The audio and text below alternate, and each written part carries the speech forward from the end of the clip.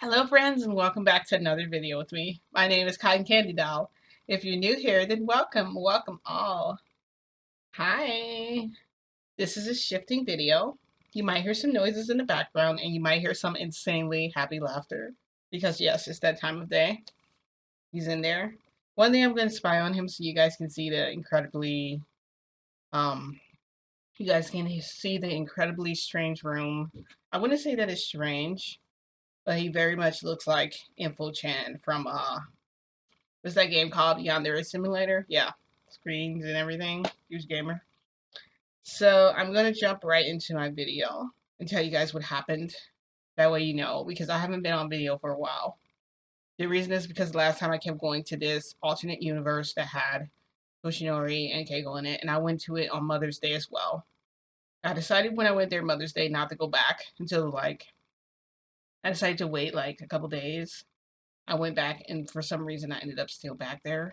And I met another Toshinori there and another Hawks. So when I did shift there again, that was my Frodo time. And then after that, because we don't really have any contact when I go see Frodo.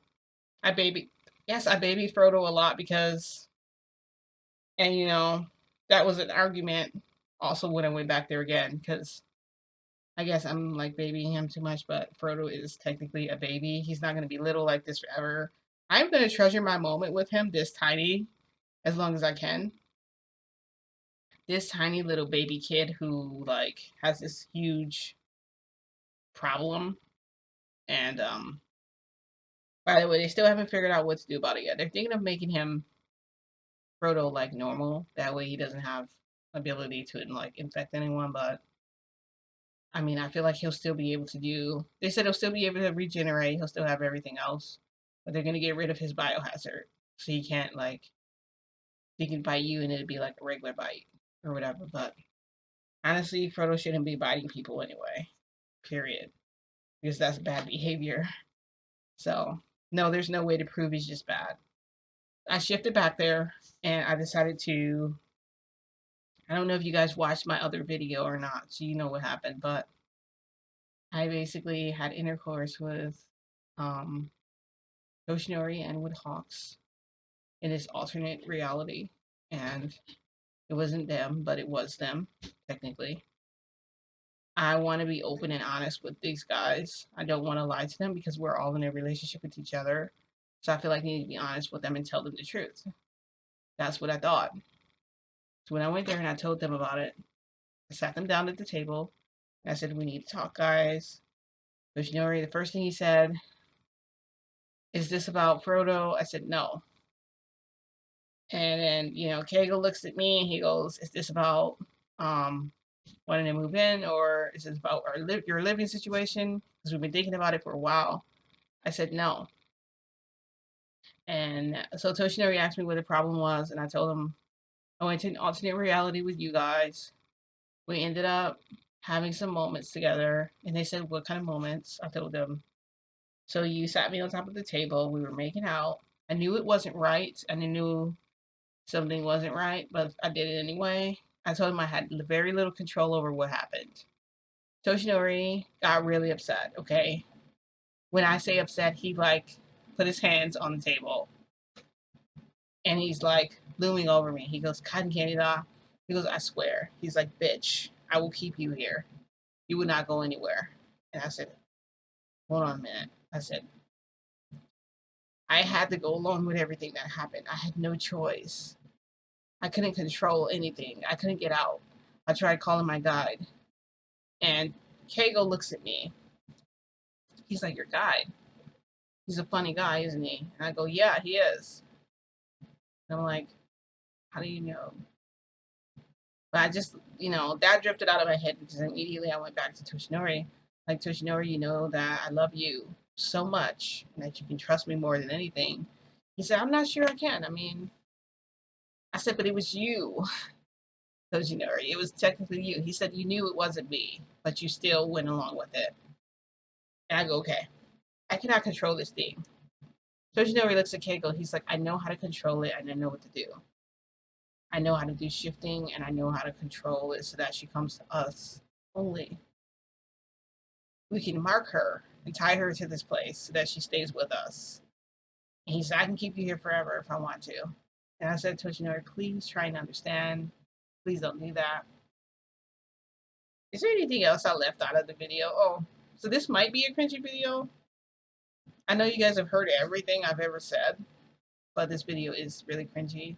If you have trouble sitting through it or listening, go get like snacks, go get your drinks or whatever, because I'm gonna just tell you everything, okay? I'm gonna just bear all of it because you know what? I'm just really in a point not right now where I'm really thinking about what I should do. Either I'm gonna stop seeing them, or I'll choose to continue to see them, or I might just go there and stay there, but go there and stay there is honestly my last resort. I don't want to do that because I feel like I shouldn't have to make that type of choice. My decision to go there and see you guys when I do is because I have the ability to do it, and I should be able to choose when I do that. Also, it's my way of escaping this place, okay? If I make that my reality, where am I going to escape to when I need to? Like, for those of you who are able to actually shift, for those of you who have shifted, you know the difference. It is not falling asleep. It is not dreaming. It's not waking up and not being able to remember what happened. It's not a dream state. You don't go there and then you're dreaming. Like, oh, I'm dreaming, I'm sleeping, or whatever. It's not that, okay? You were literally awake the entire time. You can touch and feel things. You can walk around. You can see things, and with a brighter in a brighter light. Everything's way more colorful. Everything's way more tastier. Everything's way more open. Everything's way more active. You can hear better. You can see better. It's just everything. Like, it's like being high without the drugs. Okay, you don't. Let me repeat that again. It's like being high without the drugs. If you were to tell them you shifted and they gave you a drug test, it should come back negative. It should not come back positive. You should not be having to do any mushrooms. You should not be having to do. I think people do mushrooms or something. You shouldn't be having to do like cocaine or crack or heroin, or you should not be doing any of that, okay, or meth to try and shift. If you do that and you're like, yeah, I'm able to shift, and no, that's an illusion, okay? It's not real. Shifting is actually being able to go there and actually being awake and aware of what's happening and having consciousness to make your own decisions. And I didn't have that. And I'm trying to tell Toshinori, and Toshinori is just so upset. He's like, I can't believe that this happened. And I can't believe that you managed to find somebody like me, just like me, but not me. You could have just come and find me. You had to find somebody else to do this with. And then you were going to let both of them do that. I said, look, this is not on purpose. This was an accident. I said, obviously I was pulled there by one of them because they obviously know how to pull. And Keigo looks at me. He goes, where was your guy when this happened? I said, I tried calling him. He said, of course you tried calling him. He did come. If when is windy. And my mouth dropped. I'm like,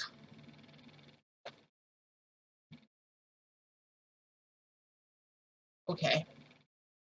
You know way too much about my guide. You know way too much about shifting in general. Should I be worried? Keiko says, I know exactly what we need to do. And I'm like, what are you guys going to do in there? He's like, Toshinori, let's take her to the bedroom. And I'm like, I'll go willingly. I'll go willingly with you. And Toshinori takes my hand and like pulls me out of the chair. So he's pulling me toward the bedroom. And I remember just looking around as I'm walking. And I'm like, wow, this hallway. I mean, I've been down this hallway so many times and I never noticed anything about it. The tightly closed space before you get to the room. It's like an adrenaline rush. Like my heart was beating, okay, really fast because Toshinori was pulling me. And my face actually turned really bright red. And like I said, I can't really hide that. So I was pretending not to be amused. I tried to, I was smiling for a minute. He took my hand because you know what it felt like to me, okay? Even though I knew we were going to the room. When someone takes your hand and they're like, let's go, and they're pulling you along for a moment, for that instant, you don't know where you're going. You also can't really, this person is controlling how fast you're moving. So if you've ever seen those anime where they say, come on, the other person behind them, it's like they're looking surprised and a little scared and a little anxious. And they're like, wait, where are you taking us? Because it's like, where are you taking us? Like you have that moment in your mind where you can't really think of where you're going. Because he knows the way he knows where he's going, whoever it is that's pulling you. And I've had that recently, like a few times, where I've had people pulling me along and I have no idea where I'm going. I can see everything, but I don't know where they're particularly where they're taking me, okay? Kind of like that. So there's no pulling me toward the room. So my heart started like racing, okay? Because obviously I'm in love with this man. And I know when we get to the room, it's probably going to be, I already know it's probably going to ravage me. It's probably going to rip my clothes off, whatever. I already have this in my head, right? So Scenario just sits me on the bed and he stands in front of me. He's like, he looks down and he's like, Cotton Candy Doll. I'm like, yes. He's like, do you love me? I said, yes, I love you. He said, we've been together for a really long time and I think about you every day and every night. And I can't stop thinking about you. I can't get enough of you. You're always in my head. The moment I think of you and the moment I hear your voice in agony, when I hear you screaming in agony or yelling in agony or moaning or even in pleasure, he said, the moment I feel all that, I start to feel myself get hard. And I have no choice but to get myself off wherever I am. I'm like, wow, this is a confession? Great. I'm like, wow, I'm like, the confession game, I love confessions. He's like, this is not a game. So then, while he's confessing to me his feelings and all that, he's like, I can't imagine life ever being without you. I want to wake up next to you. I want to lay down next to you. And I don't want you to go anywhere. So now I ask, I'm like, oh no, this is a proposal, okay? I know this is a proposal. It has to be because I can feel it coming, okay? I know it. So like stop him midway. I'll go Tushinori. He's like, you didn't let me finish. I want to eat together. I want to sleep together. I go, Toshinori, no. The answer is no. And he's like, the answer is no. I didn't even get to ask you the question. I said, the answer is no. I said, I cannot. I said, I cannot live with you as your wife. You understand that? And he goes, I was hoping that I could, I could guilt you into moving in with me. So that way you have no choice but to be stuck here with me forever and never go back home. And I said, Toshinori, do you realize that? Because I know you know all about shifting. I know you know this is my reality. Do you realize that if I was to permanently leave there, it would mean dying?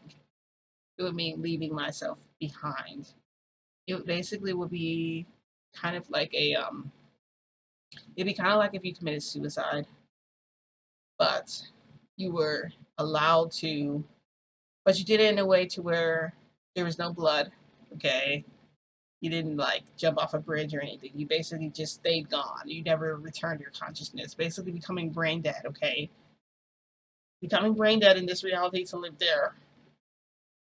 But when you do that, you're leaving behind people who love you and care about you. You're actually really hurting a lot of people more than you're just hurting yourself. And that is why they try and stop you from committing suicide if you try. And if you ever think about committing suicide or you ever have suicidal thoughts, put it in the comments below for me and I'll get back to you and I'll also share my experience with you too. I've had like close experiences, not where I've tried, but I've tried to help other people and I've experienced like a lot of different things with that. So if you need advice on how to deal with like depression and how to deal with all these things, just like leave your problems in the comment and I'll respond to them. Yes, Cotton Candy Dodge here. Dr. Cotton Candy Dodge here. I'll like give you some advice, some tips on what you can do. I know there's not a lot you can do. This sometimes you're stuck in a dead end job. Sometimes you're just stuck doing things you don't want to do, and sometimes there's no answer. You don't have an answer for what you have to do. Sometimes you have to be. Sometimes your hands are tied behind your back and you're blindfolded, so you can't even see where you're going. Okay, that's actually where I am right now. I have choices I can make, but I can't make them at this moment. I have to actually wait for something to happen first. And so for me, I'm just gonna say this. Toshinori confessed. Okay, he poured his heart out to me, telling me how much he loved me, and I had to turn him down. Toshinori got up and he walked out of the room. Keigo comes in. Your guide can no longer save you from us because I've arranged this that he cannot come to you. He cannot rescue you from me, and he cannot rescue you from Toshinori. So every time you get ready to shift, it is guaranteed that you will come to us, and I will make sure of it. But there is something we got to do in order to make sure that happens. And I said, I like having the freedom of being able to shift to other places. The problem is that sometimes I don't go where I want to, or sometimes I'm pulled by another creature or by another being from somewhere, normal with blonde hair. Um, Not just normal with blonde hair, but recently I went back to Vampire Night as well. Yes, I did go back. It's been a while since they talked about that video. Someone responded to me from that video, Vampire Night, and they were telling me about it. And you know what? I got pulled back there and I was in the dungeon. And not Kaname, but the headmaster. I forget what his name is. Is it Kieran? Something with a K or whatever. He was questioning me again. If you want to get out of here, you need to tell us what you are. We want to know. And I called my guide, and my guide immediately shifted me from Vampire Night. Okay, he instantly saved me from that place because the thing is, when I went back there, it for some reason it picked up where I left off. It was not a new scenario. Normally, if you go back somewhere, if you haven't been there in months, it usually will say like, you usually go back, you usually get a whole new scenario. It's the same one. It was in a freaking dungeon. Being freaking interrogated by the headmaster. Like, what the hell, dude? Like, you're still wondering what the hell I am after all this time? But I think that, honestly, it probably wasn't all that time. It was probably a few seconds, okay? It probably wasn't gone for that long. It just feels like I was, because this is my reality here. Kegel says, so Toshinori's going to come back in here. I'm going to tell him to come back, but you're not allowed to leave this room.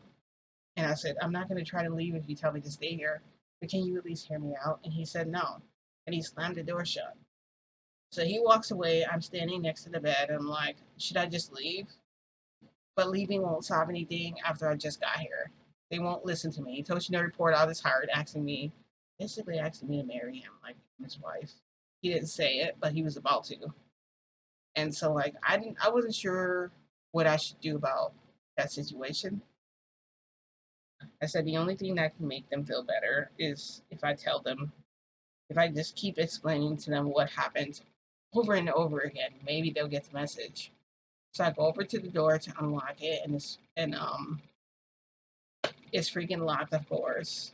And so then Kegel like knocks on the door. He's like, Cotton Candy Daw, did you shift out of there? Did your guy come get you? I'm like, no. He goes, did you call your guy? And I go, no, I did not call him because I want to talk to you guys. They say, we don't really want to talk to you right now. We don't really want to talk to you. So then I sit on the bed. So then Kegel like unlocks the door and he walks in, and I don't try to leave. I don't try and run away. And Toshinori is behind him, and both of them walk in, and they close the door behind them, and they're like, Toshinori's like, Candy Candy Dawn. And I'm like, yeah. He goes, shame on you. Shame. And I go, why is it shame on me? He goes, shame on you. And I can tell he's like, his shame is not, it's not how I'm saying it, like shame on you. It's like shame. It's like he's angry. And he's approaching me, and he like, so I had on this really pretty dress because I was trying to like look really cute for them and impress them. Okay. And the dress was like a long dress, okay? And it had a slit that goes all the way down to the leg, okay? And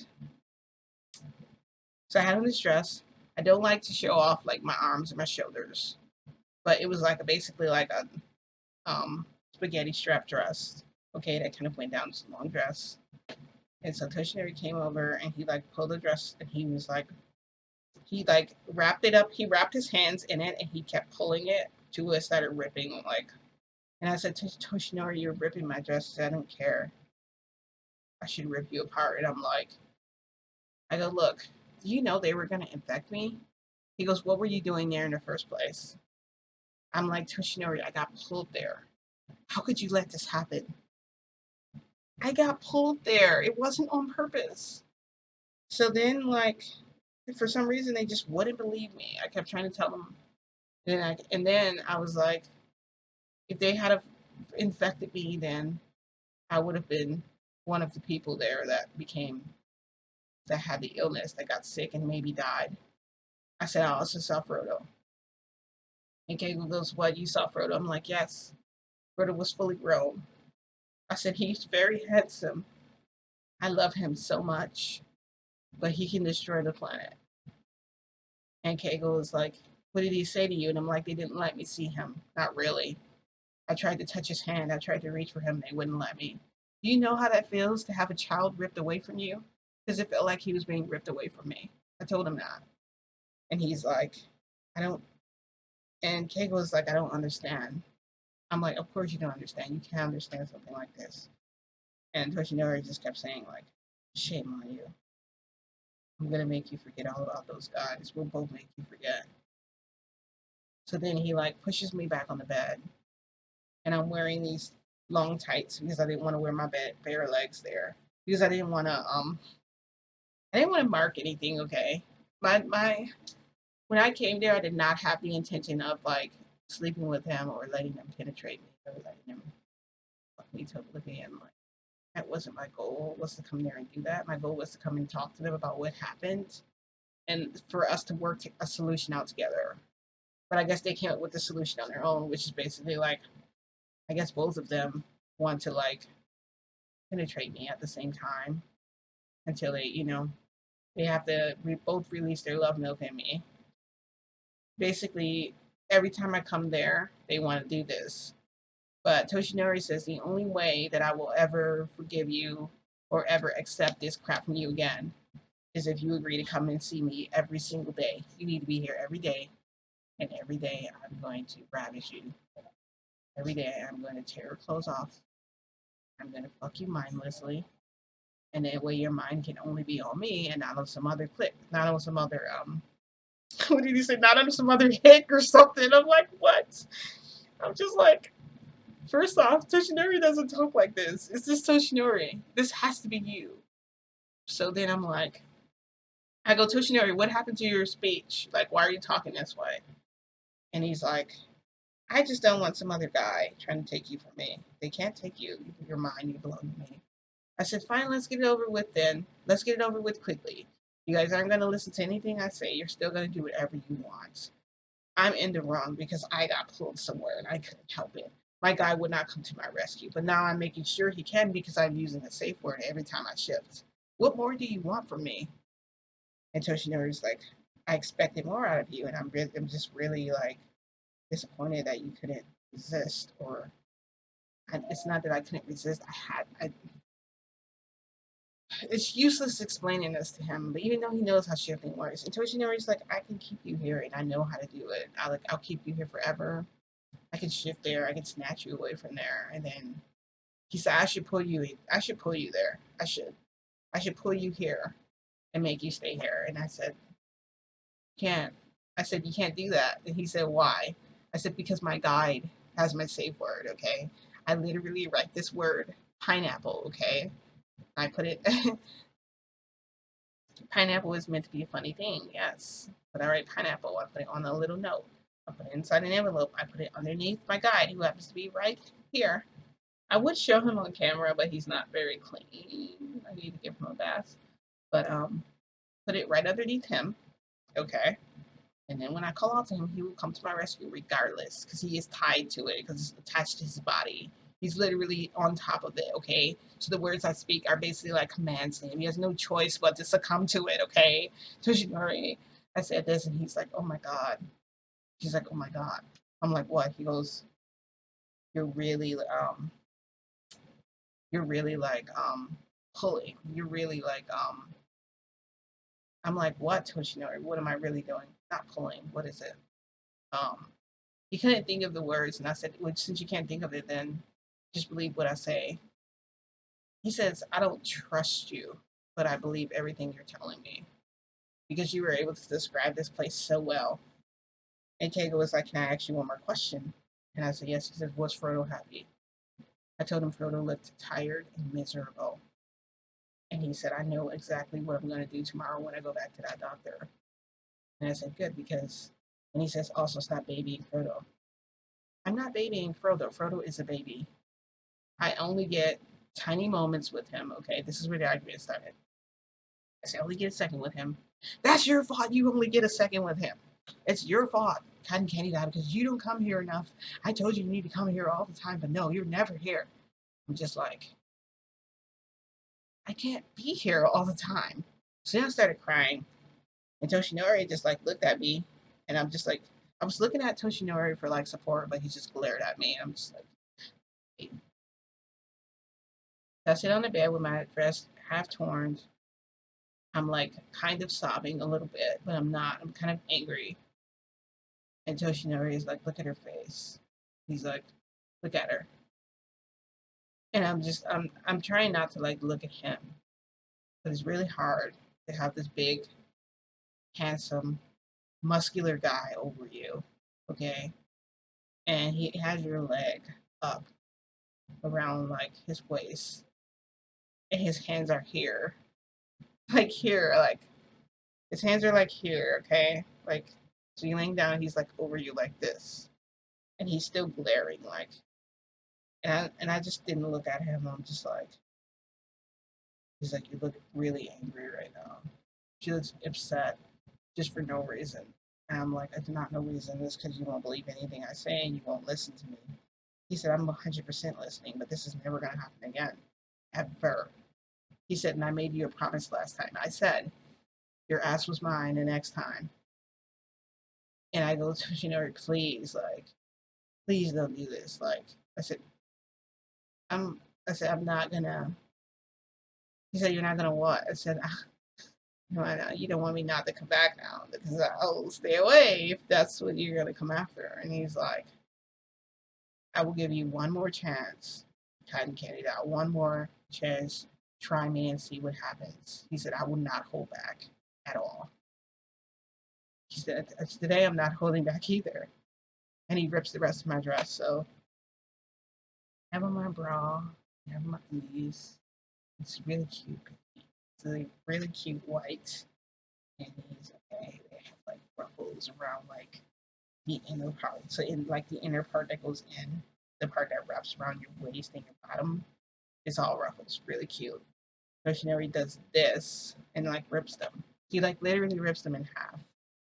Okay, and he's like, I guess there's no use for these anymore. He takes my bra, snaps it. So like I can put the bra on, but it won't attach anymore because the snaps are like broken.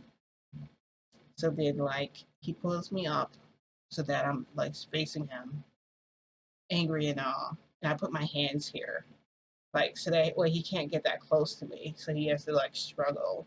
And I'm trying to like hold my hands against his chest, against his bare hot chest, because I just want to just do this too and like scratch, but I have no nails because I clipped them. And I'm clutching onto him, trying to like hold him like this, but he's like he decides to like engulf me completely, like with his body. He's like hugging, and then he runs his hands up through my hair, and then he like gives me like the deepest like kiss ever.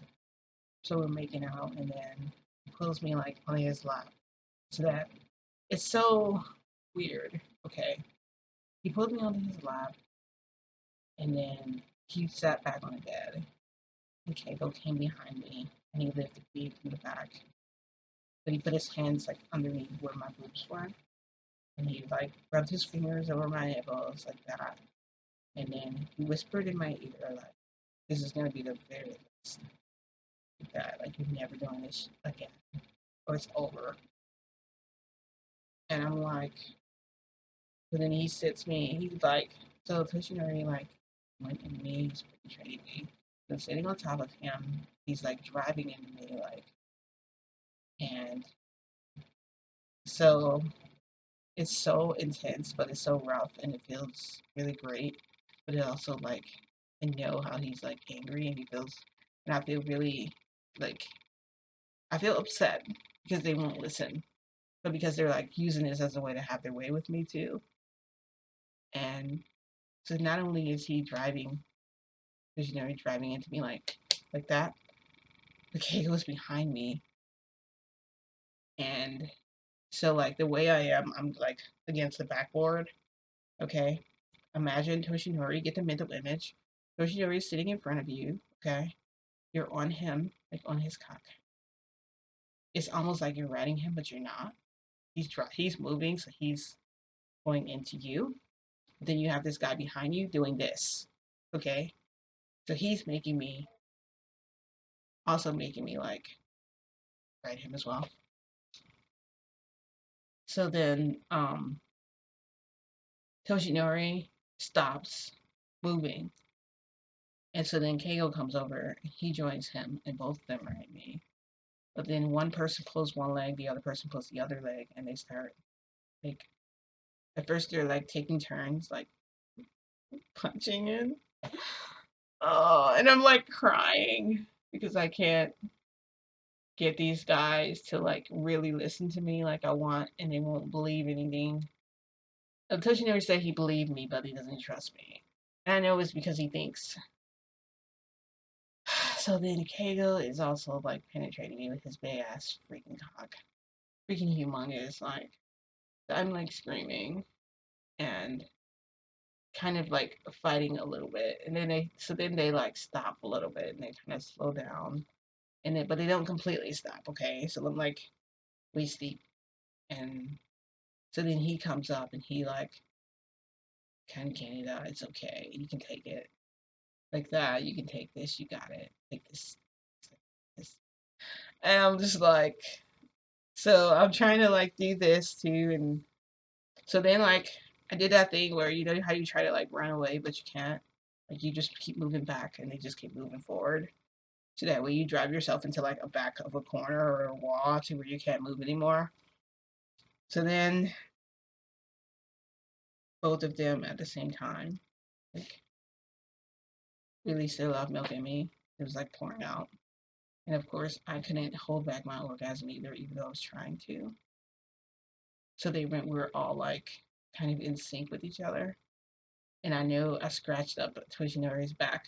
Even though I don't have nails, I know I had scrapes on there. And so then Keigo is like, very good. He's like, now you're, bound to us. So next time we'll just pull you here and you won't have to worry about shifting. And I'm like, that's like taking away my freedom. So I lay there. Toshinori covered me in the blanket. Well, not the blanket, he covered the sheet over me. And he just left out of the room, and I heard the shower going. And Keigo didn't like, he was like, serves you right. And he grabs like, I don't know what he grabbed off the counter. It wasn't a cell phone. It's so freaking weird. It's like a compass or something. He grabbed it off and he walked out of the room.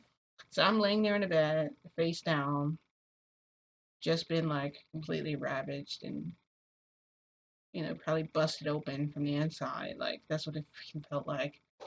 It felt incredibly, insanely wonderful, like amazing. But at the same time, it also hurt a lot too. It was too intense. It wasn't something I would do again very soon.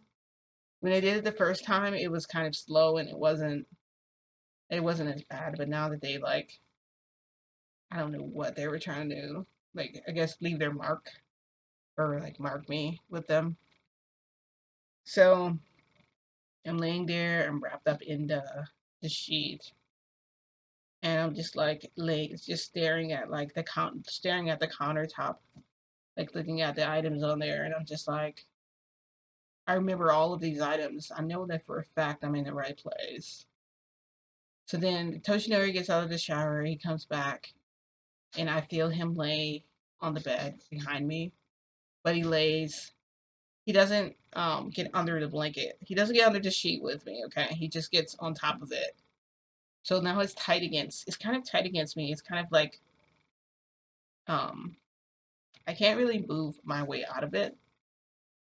So he's laying against me. I'm like completely like naked under the sheet, and he's naked obviously too. He's behind me, and I'm like, and I can feel that he's like hard again. So then he like tries to like lift the covers and run his hands like under, and I'm just like Toshinori, I don't intend to hurt you. I don't ever intend to hurt you. You know that. You know how much I love you. You know it. He says, I know. I just don't trust that people can leave you alone because you belong to me, and that's all. You know, Yara belongs to me and nobody else. And I'm like, yeah, I know. He's like, okay, well, if you know that, don't allow people to do this to you. And I'm like, they were from another realm. I didn't know they were going to do this to me. Like, why am I being blamed for something I didn't do? I said, you don't understand.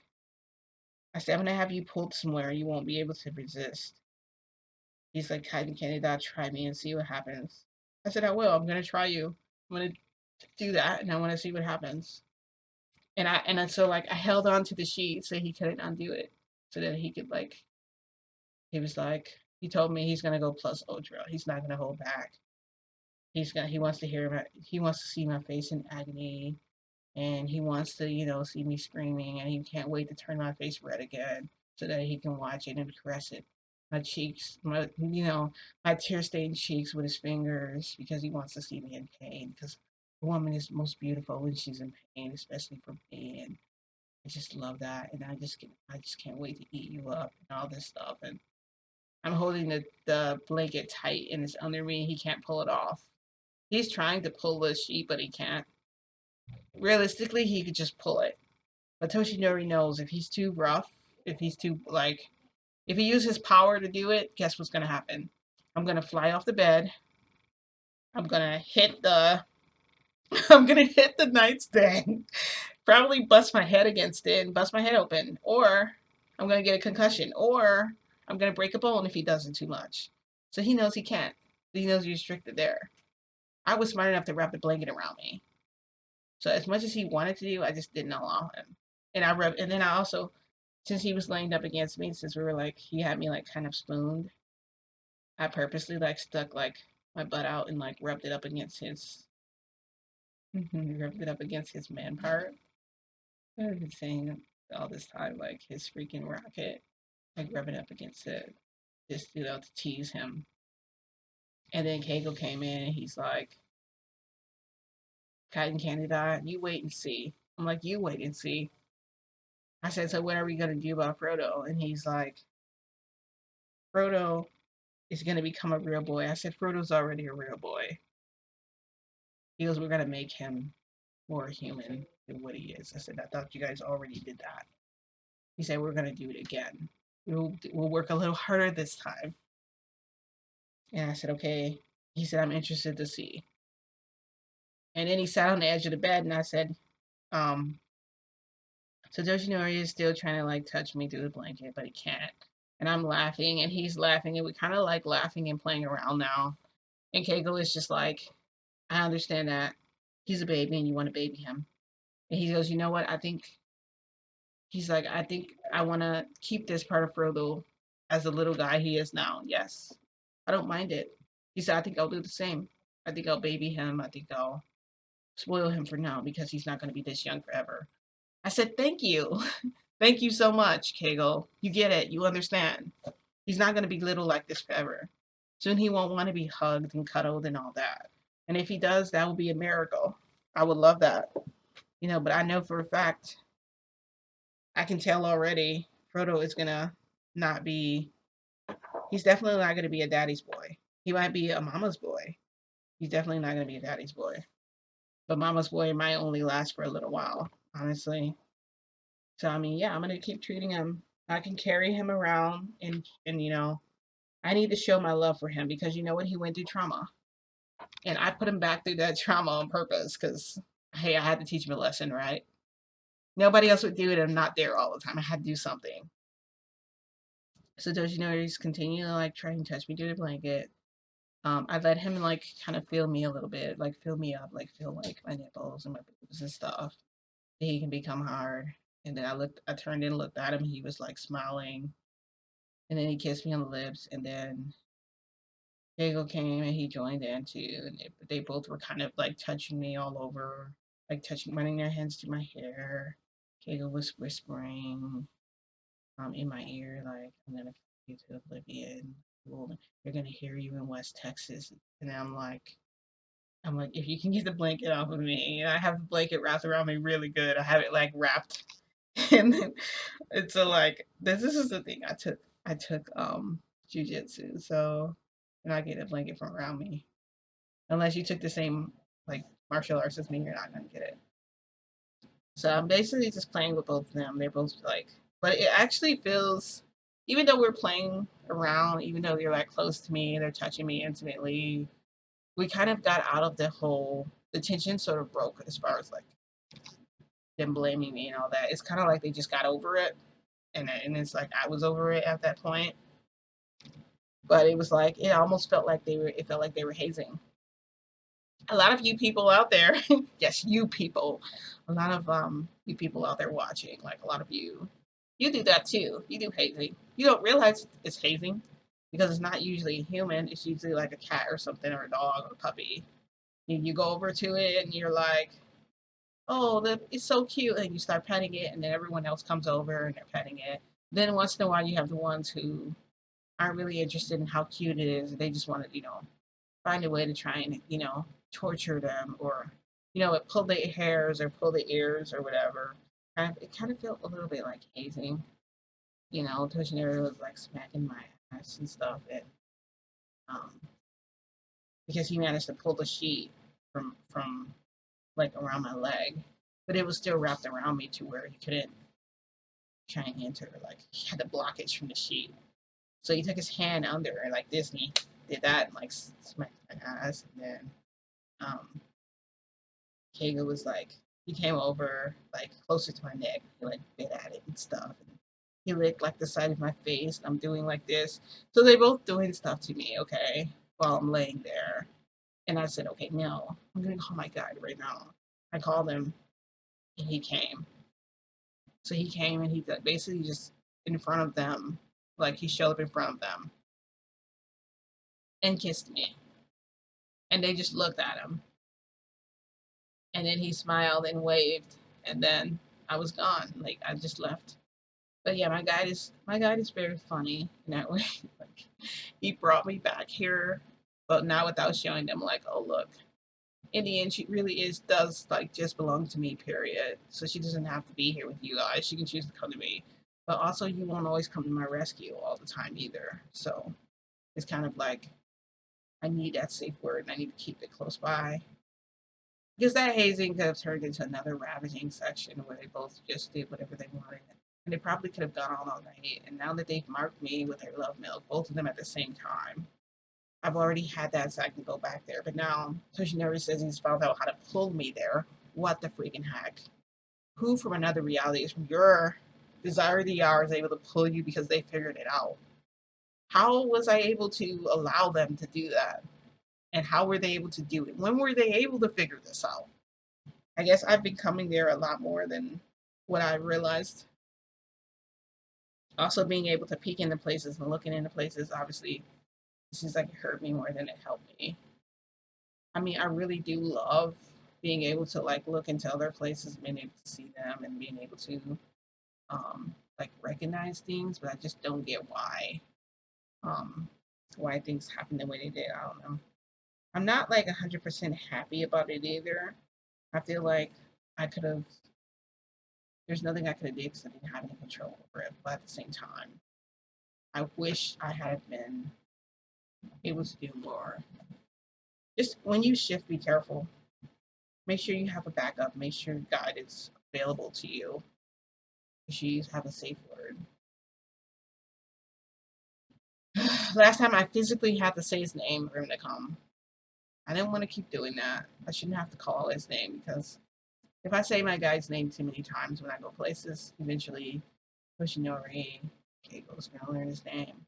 They might decide to just call him just for no reason, and he'll pop up there. And then when I call him again, maybe he won't come back.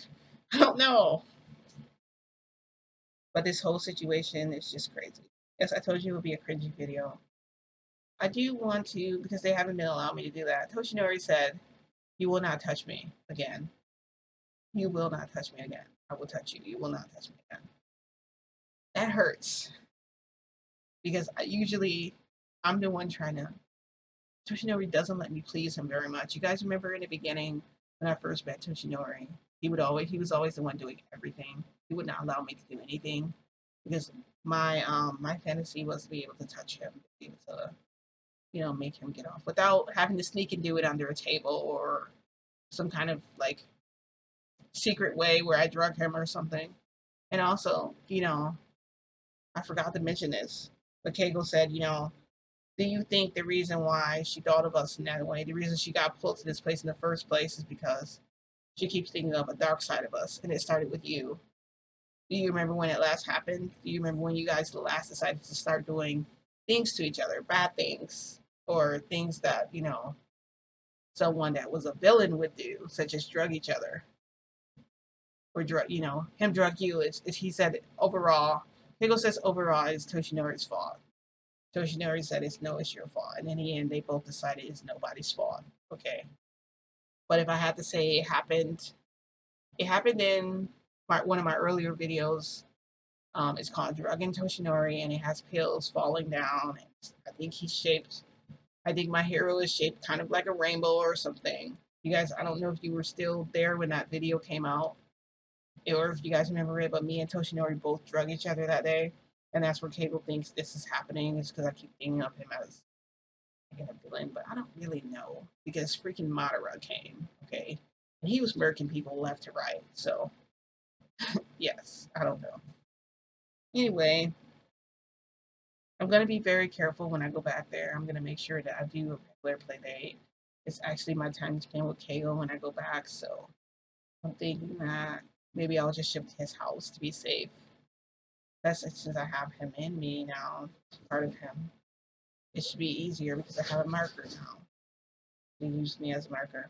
I don't like being used as like an object, even if it's like that. But I think they doing it. I think they did it for other purposes. I think they're planning something. Like they're probably planning on both. We're banding together to pull me there.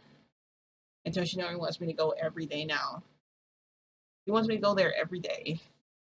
I can't come there every day. Do you realize how much energy I'm draining when I come there? If I try and come there often, I don't think they realize how much energy I'm draining when I go there just to look. Not just there, but other places I just want to peek into because I won't dare shift there because I don't expect to come out in one piece, or I'm just afraid of what's lying behind door number 2, or just anything. I'm trying to be really cautious here, and I'm not getting credit for that, so I don't know. My friends, I asked them what I should do about the whole situation with Toshinori and Kato.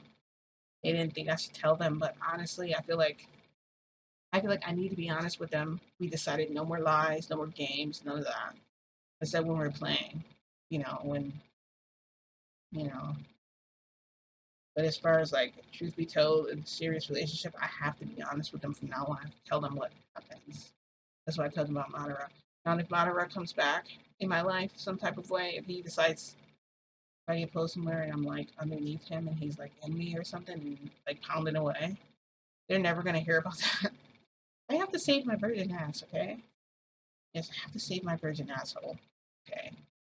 Toshinori is not doing that. He said he would give me one more chance. So, oh, did you hear that loud thunderbolt? It's thundering outside right now. Anyway, I wanted to share that with you guys. I guess I'll end the video here. It's probably going to be too loud for you guys to hear me soon. Also, I don't know if the power is going to go out or something weird.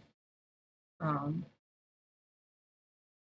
know this video took a while, but if you guys like this video, don't forget to leave a comment. Don't forget to hit the like button. Also, leave a comment below if you have any questions, if you're just wondering about anything or something like that. Because I always have, answers for you guys. Also, don't forget to hit the bell. That way you're notified when other videos like this one become available. Ding!